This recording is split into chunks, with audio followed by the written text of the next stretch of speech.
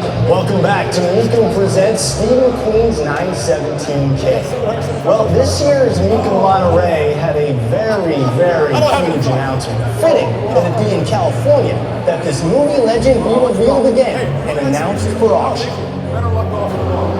There's a lot of cars have been in the movies, but there's very few where the car is an equal star with the actual performer.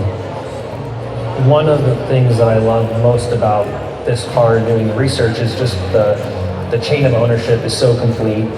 Where it has been is so complete. Photos basically throughout its life are available, and so there's no break in the ownership. There's only one car that filmed the movie LeMans that Steve McQueen brought you as a real 917. This was the car you see in the movie. I just think the next owner is starting off with something that when he receives it, no holes were barred and bringing it back to what we felt represents what the car was when he filmed the movie LeMans. In my opinion, this is, besides being the most valuable Porsche in the world, I think it is the single most important Porsche in the world, because any collector, any historian who wants to sum up the brand, this represents the brand more than anything, more than what came before it, more than what has come since, and I'm confident more than what will ever come. You can't go back in time and rewrite the book. This wrote the book. Sure, there are other 917s that have won Le Mans or have better racing history, but none have the same ownership history or certain provenance that this car has. And now with the restoration and the way it's presented, it doesn't get much better. You know, there are objects that have great value, and then there's objects that you really can't place a value because they evoke so much. If you're in the car hobby, you pursue these cars that give you a special feeling of excitement. I would say it's the automotive equivalent of sitting behind the Resolute desk. It's like, wow, this is where it's at. A lot happened here, you know. So that's how I look at it. You know, it's one of the few cars that has a historical significance beyond its automotive significance. It's tremendously hard to value it, the history and so on and so forth. The great men in their industries that have owned it. Nobody's really owned it for the monetary value. They've owned it because it's what they loved.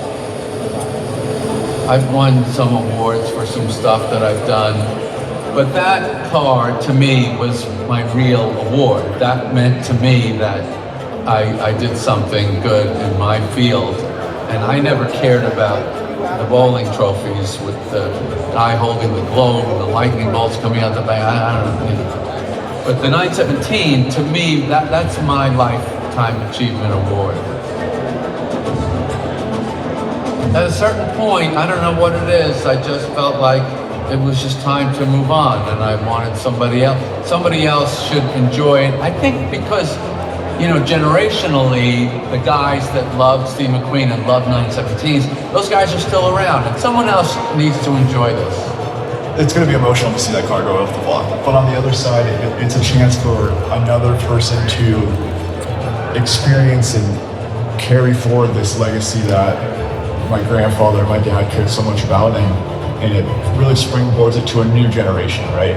You know, it brings my grandfather and the car right back in the spotlight. If you're a Porsche guy, this will be the centerpiece of any collection forever. This puts you in the elite crowd. It's like being in the GTO club in the Ferrari group. A lot has to come together for something to be a great car. My personal opinion is this particular car is just one of the great objects humans made in the 20th century. I think it's maybe the object of the 20th century. If you're a car person and you appreciate mechanical culture. My grandfather was a fan of engineering, speed, power, And that's what Porsche stood for. And the 917 was the pinnacle of all that. This is the best Porsche ever made. From an icon of the acting world to a legend of the comedy world, a new chapter for this car will be written in 2025 in Kissimmee as Mecum sends this hero car across the auction block.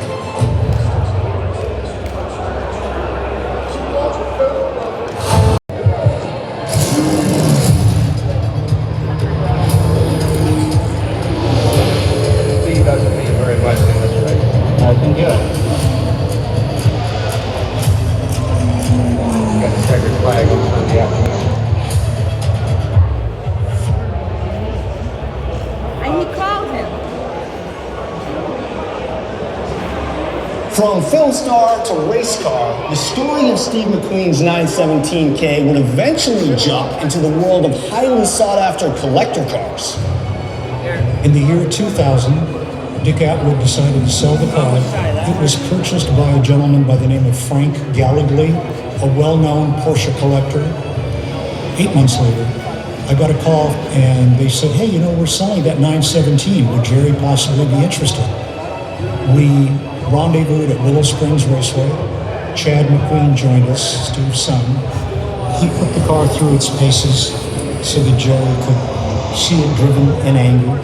And that was the moment the deal was made. Jerry bought the car.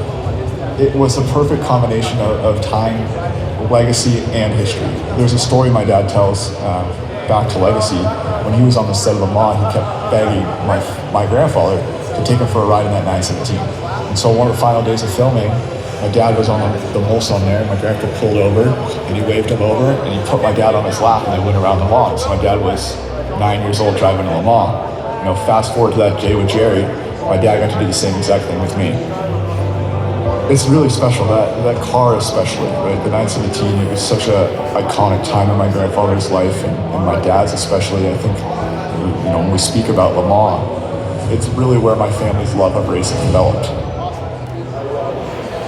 The significance it has in the Porsche story, if you had to pick out one car to say, well, this is where these guys, they made it. You know, I mean, like with me, I was a very successful comedian before I got my TV series. But you would look at the TV series and go, well, that's where it came together.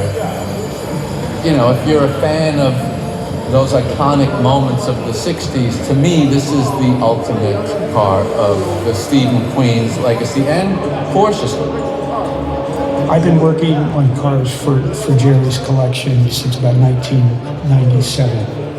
A car comes to you and the decision has to be made, where are you going to put the car back? What period of time? So this car is 15 some odd years old, right? So it had varied history. Its initial history is where Jerry decided to go. But we also wanted to make the car better and improve on things. So we needed to do an engine rebuild. It was due for that just based off of time and things wearing out. I really respect that, you know, he is very supportive of making sure that the car, first of all, he wants a sound car. And it's in everybody's best behalf. But beyond that, going to the extent of making it as accurate for that period of time that we're picking. Not every owner will do that. It's costly. But the end result is something that we can be proud of. During the restoration, we discovered a lot of interesting things about the car that we didn't know before. We actually discovered more camera mounts, some switches for cameras that were in the cockpit, and we actually saw a lot of the old liveries that were underneath the paint that we were working with. So when we were sanding down to smooth out some of the fiberglass or something like that, we saw several of the old liveries confirming the car and its origins through all of the liveries that it ran throughout its life. So not only do we have an amazing paper trail, photo trail of this car's life, but we saw that physically in the paintwork and during the restoration. They did the painting in golf colors, and it had its decals, but it wasn't really accurate. And that's a huge undertaking in itself. Quite a few hours were spent in the layout of not only the orange and blue and white number circles, but many sizings of printing out decals and numbers and scaling from period photographs to get it as accurate as it was. It's in the bulk oil livery. That is the most noticed race car livery ever. There's something about the colors, the light blue and the orange, and there's something about that number 20 that has always been a thing for me. I've always loved that number since the 60s, and this car, I think it's the most iconic livery ever put on a race car. Under Seinfeld's stewardship, McQueen's 917k only increased its status with collectors and automotive enthusiasts. When we come back, Mecum Auctions reveals the next chapter for this automotive icon.